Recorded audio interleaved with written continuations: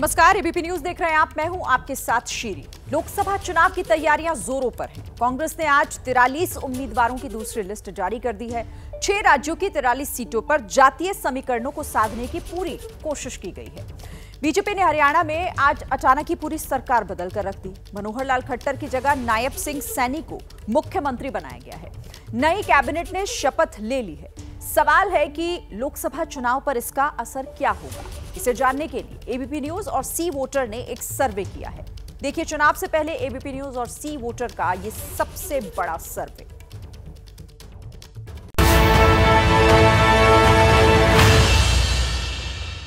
मैं नायब सिंह ईश्वर की शपथ लेता हूं कि मैं विधि द्वारा स्थापित भारत के संविधान के प्रति सच्ची श्रद्धा और निष्ठा रखूंगा।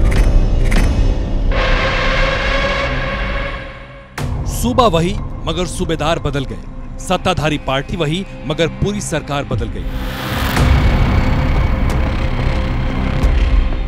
नए मुख्यमंत्री, नए मंत्री, नई व्यवस्था। एक रात में सब कुछ बदल गया जाटलैंड में।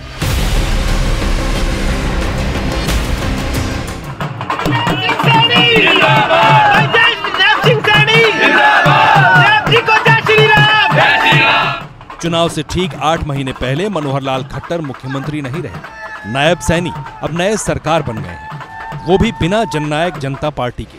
जिस सोच के ऊपर ये जिम्मेवारी दी है, आदरणीय मनोहर लाल जी के उस भाव को आगे बढ़ाते हुए मजबूती से हर व्यक्ति तक सरकार पहुंचे, उसको लेकर के काम करेंगे। बताया जा रहा है कि लोकसभा सीट को लेकर दुष्यंत चौटाला की पार्टी और बीजेपी में रार हो गई। सुबह सुबह दुष्यंत चौटाला ने सरकार की गाड़ी लौटा दी। दोपहर होते होते खट्टर ने इस्तीफा दे दिया। बिल्कुल इस्तीफा दे दिया माननीय मुख्यमंत्री जी ने, और उनके साथ ही सभी मंत्री शामिल थे।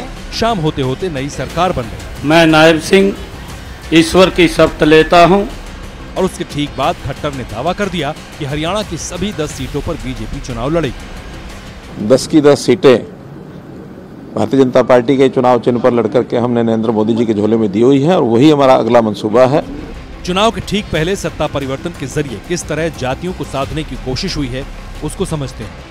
मुख्यमंत्री नायब सिंह सैनी ओबीसी, जो मंत्री बने हैं उनमें कंवरपाल गुर्जर, मूलचंद शर्मा ब्राह्मण, बनवारी लाल दलित, जबकि रणजीत सिंह चौटाला और जेपी दलाल जाट समुदाय से आते हैं। जाहिर है जातीय समीकरणों को साधकर लोकसभा चुनाव में बड़ी जीत हासिल करने की तैयारी है, क्योंकि हरियाणा में जाट 22%, दलित 20%, अहीर 10%, ब्राह्मण और पंजाबी 8%, गुर्जर 2.8%, बाकी में मुस्लिम, वैश्य, राजपूत, सैनी, बिश्नोई की आबादी। सर्वे के मुताबिक 2019 के चुनाव में बीजेपी को जाटों का 50% वोट मिला था, जबकि कांग्रेस को 33%। वहीं ओबीसी वोट बैंक की बात करें तो बीजेपी को 73% लोगों ने वोट दिया था, जबकि कांग्रेस को 22% ओबीसी ने। जबकि 58% दलितों ने बीजेपी को वोट दिया और कांग्रेस को 28% दलितों ने वोट दिया। ये तब है जबकि 2019 में जाट वोटों पर दावा करने वाली जेजेपी अलग चुनाव लड़ी थी। एक बार फिर चुनाव से ठीक पहले दुष्यंत चौटाला अलग हो चुके हैं। ऐसे में जाट वोटों का बंटवारा होगा। मैंने पहले ही कह दिया था, चुनाव से पहले भाजपा जजपा को बाहर करेगी और जजपा के माध्यम से उम्मीदवार खड़े कराए जाएंगे हरियाणा में, ताकि प्रयास किया जा सके कि सत्ता विरोधी वोट कुछ जगह बटे। इस तरह का चक्रव्यूह रचकर हरियाणा में परिवर्तन कैसे रोका जाए, ये प्रयास भाजपा का है। और इसका सीधा फायदा उस बीजेपी को हो सकता है जो 400 सीटों के लक्ष्य के साथ चुनावी मैदान में। वो लोग कह रहे हैं कि मोदी चुनाव की वजह से लाखों करोड़ रुपयों के काम कर रहा है। 10 वर्षों में देश इतना बदल गया, लेकिन कांग्रेस और उसके दोस्तों का चश्मा नहीं बदला है। एक तरफ जातीय समीकरणों को साधने की कोशिश हो रही है, तो दूसरी ओर विकास को सीढ़ी बनाने की तैयारी है। 11 मार्च को प्रधानमंत्री मोदी ने ऐतिहासिक द्वारका एक्सप्रेसवे के हरियाणा खंड का उद्घाटन किया। अरबों की सौगात देकर सत्ता की सीढ़ी बनाने की कोशिश की। आज मुझे खुशी हो रही है कि हम भी साथ हैं और आपका भविष्य भी साथ है।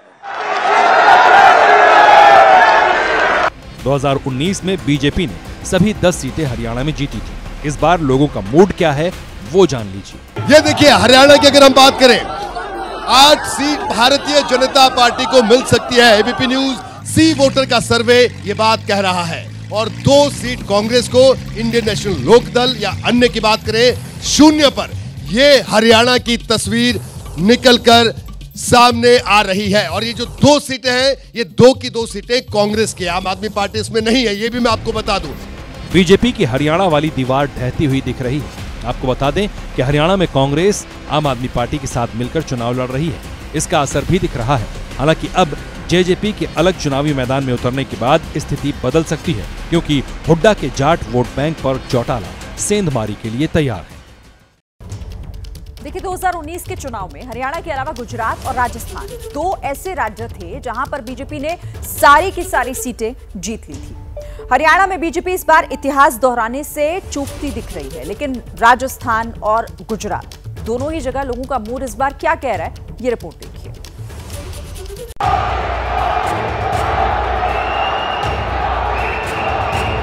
10 वर्षों में हमारी सरकार की नीतियों की वजह से 25 करोड़ लोग गरीबी से बाहर आए हैं। और मैं पक्का मानता हूं, पूज्य बापू की आत्मा जहां भी होती होगी, हमें आशीर्वाद देती है। वैष्णव जन तो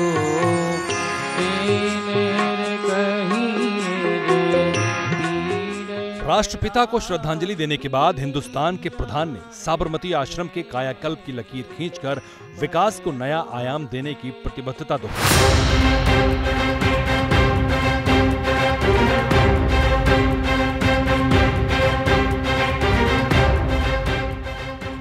चुनावी आहट के बीच अहमदाबाद पहुंचे प्रधानमंत्री मोदी ने 10 नई वंदे भारत ट्रेनों को हरी झंडी भी दिखाई। कुल मिलाकर 85,000 करोड़ रुपए के विकास कार्यों का लोकार्पण और शिलान्यास करने के बाद देश को नए मुकाम पर ले जाने का जिक्र किया। गांवों में सेल्फ हेल्प ग्रुप में काम करने वाली 1 करोड़ से ज्यादा बहनें लखपति दीदी बन चुकी हैं, और मेरा सपना है तीसरे टर्म में 3 करोड़ लखपति दीदी बनाने का। तीसरी बार सत्ता में वापसी के लिए प्रधानमंत्री मोदी आश्वस्त से दिख रहे हैं। ऐसे में सवाल है, क्या गुजरात में फिर सारी सीटें बीजेपी को मिलेंगी या फिर मोदी के किले में राहुल गांधी सेंधमारी करेंगे? हम आपको बताएंगे कि एबीपी न्यूज और सी वोटर के ओपिनियन पोल में लोग क्या कह रहे हैं। मगर उससे पहले जान लीजिए कि मोदी को सत्ताहीन करने के लिए राहुल गांधी शहर शहर घूम रहे हैं। जब वो 4 रोज तक गुजरात में थे तो सरकार पर जमकर प्रहार कर रहे थे। आपके जेब से चोरी हो रही है, किसके जेब से? 90% के जेब से, किसान के जेब से, मजदूर के जेब से, आदिवासी, दलित, पिछड़े, इन लोगों की जेब से। पैसा जाता कहाँ है? वही 5-10% के लोगों की जेब में। और तो भैया अदानी को जमीन मिलती है। जब राहुल गांधी शब्द बाणों की बौछार कर रहे थे, उसी वक्त एबीपी न्यूज और सी वोटर की टीम ने गुजरात में सर्वे किया। सबसे पहले ओपिनियन पोल की तस्वीर देखिए जरा।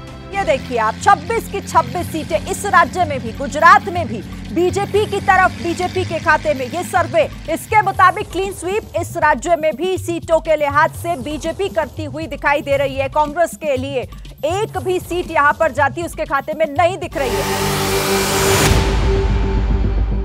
ये तस्वीर तब है जबकि गुजरात में कांग्रेस गठबंधन में चुनाव लड़ रही है। कांग्रेस गुजरात की 24 सीटों पर लड़ रही है, जबकि पहली बार 2 सीटों पर आप चुनावी मैदान में है। हालांकि चुनावी तारीखों के ऐलान से पहले गुजरात में दल बदल हो रहा है। 4 मार्च से लेकर अब तक 4 बड़े कांग्रेसी बीजेपी में आ चुके हैं। गुजरात कांग्रेस के पूर्व अध्यक्ष अर्जुन मोढवाडिया और कार्यकारी अध्यक्ष अम्बरीश ढेर ने पार्टी बदली। जाहिर है इसका असर भी दिख रहा है, लेकिन पड़ोसी राज्य राजस्थान में लोगों का सियासी मूड जानने से पहले जान लीजिए कि प्रधानमंत्री जब पोखरण में थे तब वो 10 साल में भारत की बढ़ती शक्ति की कुछ यूं व्याख्या कर रहे थे। हमारी तोपों, टैंकों, लड़ाकू जहाजों, हेलीकॉप्टर, मिसाइल सिस्टम, ये जो गर्जना आप देख रहे हैं, यही तो भारत शक्ति है। जिस राजस्थान में खड़े थे प्रधानमंत्री मोदी, वहां 2019 के चुनाव में सारी सीटें बीजेपी गठबंधन ने जीती थी। 25 में से एक सीट गठबंधन में शामिल हनुमान बेनीवाल ने जीती थी। इस बार लोगों का मूड क्या है, ये जानने से पहले जान लीजिए कि इस बार राजस्थान में बीजेपी की सरकार भी है। वसुंधरा के आगे बढ़कर जाति समीकरण को साधा गया है। ब्राह्मण भजन लाल शर्मा को मुख्यमंत्री बनाकर, दिया कुमारी और प्रेमचंद बैरवा को डिप्टी सीएम बनाकर राजपूत और दलित वोट बैंक को साधा गया है। कांग्रेस कह रही है कि अब तक बीजेपी सरकार फेल है राजस्थान में। आज पूरे मुल्क में घूम के गारंटी की बात करते हैं। ये मोदी की गारंटी है और यही शब्द काम लेते थे वो राजस्थान के अंदर भी। ये मोदी की गारंटी है। उसमें गारंटी ये भी थी पेट्रोल डीजल के दाम भी कम करेंगे, समीक्षा करेंगे। चुनाव होते क्यों 3 महीने हो गए, अभी तक क्यों नहीं समीक्षा की गई, अभी तक कम क्यों नहीं किए गए दरें? इसका लोकसभा चुनाव पर क्या असर है वो जानिए। और देखिए 25 की 25 सीटें बीजेपी के खाते में जाती दिखाई दे रही है। क्लीन स्वीप बीजेपी का इस राज्य में भी, राजस्थान में भी, यानी कांग्रेस और बाकियों को निराशा हाथ लगेगी। इस सर्वे के मुताबिक ऐसा संभव है। राजस्थान में भी बीजेपी इतिहास दोहराते हुए दिख रही है, वो भी तब जब बीजेपी के सांसद राहुल कांसवा दल बदलकर कांग्रेस का हाथ थाम चुके। बीजेपी कुनबे में भी कई कांग्रेसियों की आमद हुई है, लेकिन ओपिनियन पोल के मुताबिक इस बार भी समूचा राजस्थान और गुजरात मोदी के पीछे चट्टान की तरह खड़ा दिख रहा है। तो बीजेपी का लक्ष्य 400 सीट हासिल करने का है और ये दक्षिण के राज्यों में जबरदस्त जीत के बगैर मुमकिन नहीं हो पाएगा। इस बार प्रधानमंत्री मोदी का फोकस भी साउथ पर है। ऐसे में एबीपी न्यूज और सी वोटर ने तमिलनाडु और केरल में भी सर्वे किया। वहां वोटर क्या कह रहा है, मूड क्या है उनका, ये रिपोर्ट देखिए।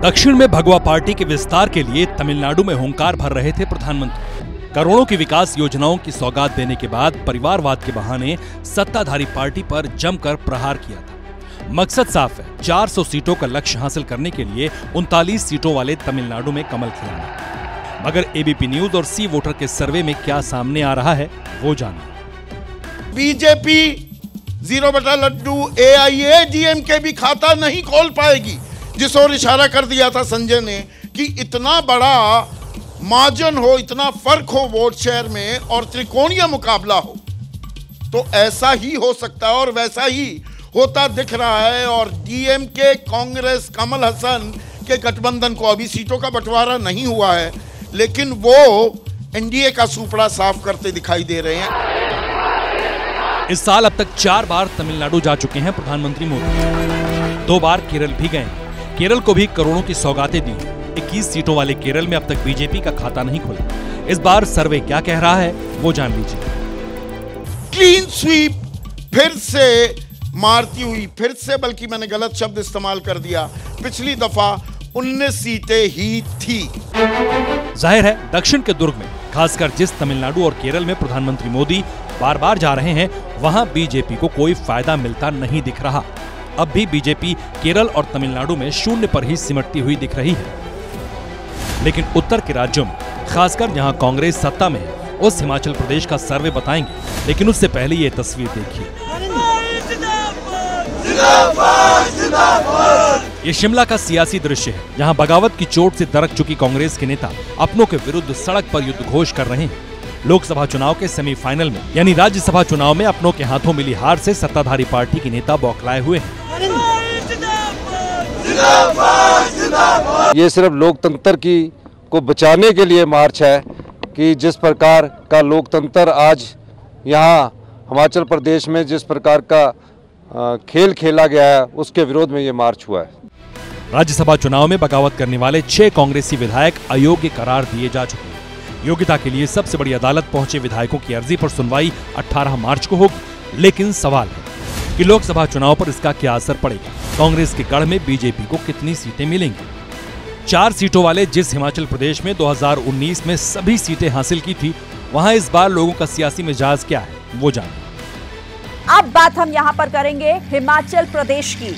ये पहाड़ी राज्य है हिमाचल प्रदेश। क्या कहते हैं आंकड़े, देखिए यहाँ पर 4 सीटें हैं और चारों की चारों सीटें बीजेपी के खाते में जाती हुई दिखाई दे रही। कांग्रेस के सत्तासीन होने के बाद भी कुछ फायदा मिलता हुआ नहीं दिख रहा।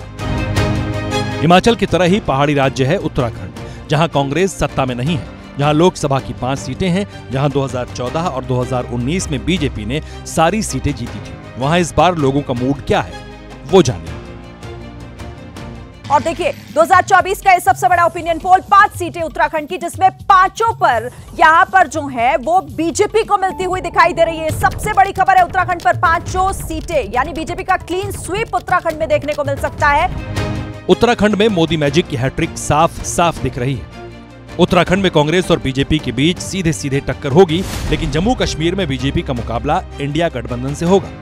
एबीपी न्यूज और सी वोटर का सर्वे क्या कह रहा है बताएंगे, मगर उससे पहले जान लीजिए कि 5 रोज पहले ही प्रधानमंत्री मोदी श्रीनगर पहुंचकर नई लकीर खींच चुके हैं। जम्मू और श्रीनगर को स्मार्ट सिटी बनाने के लिए इंफ्रास्ट्रक्चर के नए प्रोजेक्ट भी लाए जा रहे हैं। आप देखिएगा आने वाले समय में जम्मू कश्मीर की सक्सेस स्टोरी पूरी दुनिया के लिए एक बहुत बड़ा आकर्षण का केंद्र बनेगा। जम्मू कश्मीर में इंडिया गठबंधन दरक चुका है। कांग्रेस और नेशनल कॉन्फ्रेंस से अलग होकर महबूबा मुफ्ती चुनाव लड़ रही हैं। उमर अब्दुल्ला महबूबा को कबूलने के लिए तैयार नहीं है। कांग्रेस ये कह रही है कि हम देना चाहते थे पीडीपी को, लेकिन क्योंकि वो कौन होते, वो मैं माफी चाहता हूँ ना, कांग्रेस कौन होती है देने वाली? और अगर कांग्रेस देना चाहे तो शौक से दे। 3 सीटें कांग्रेस के पास हैं, जम्मू सीट, उधमपुर सीट और लद्दाख सीट कांग्रेस के पास है। किसने रोका उनको? शौक से दे दें। इस अदावत का ओपिनियन पोल में क्या असर दिख रहा है, देखिए। 2 बीजेपी, 3 कांग्रेस प्लस जम्मू कश्मीर की तस्वीर, 5 सीटों का पूरा लेखा जोखा ये है। 2019 के लोकसभा चुनाव में जम्मू कश्मीर और लद्दाख एक साथ थे। तब 6 सीटें थी, जिनमें से बीजेपी ने 3 सीटें जीती थी। अब लद्दाख अलग हो चुका है, वहां इस बार बीजेपी रिपीट करती हुई दिख रही है। लद्दाख में बीजेपी की जीत संभव है। लोगों का मन यही टटोल कर जो हमने भांपा है, जो जाना है, वो आकलन यही कहता है कि लद्दाख में बीजेपी बढ़त के साथ साथ ये जीत हासिल करेगी। जाहिर है पहाड़ी राज्यों की 15 सीटों में से 12 सीटों पर बीजेपी आगे नजर आ रही है, लेकिन दक्षिण में इस बार भी बीजेपी 0 पर ही सिमटती हुई दिख रही है। और इसी के साथ यहां रुकना होगा एक छोटे से ब्रेक के लिए। खबरें आगे भी जारी रहेंगी।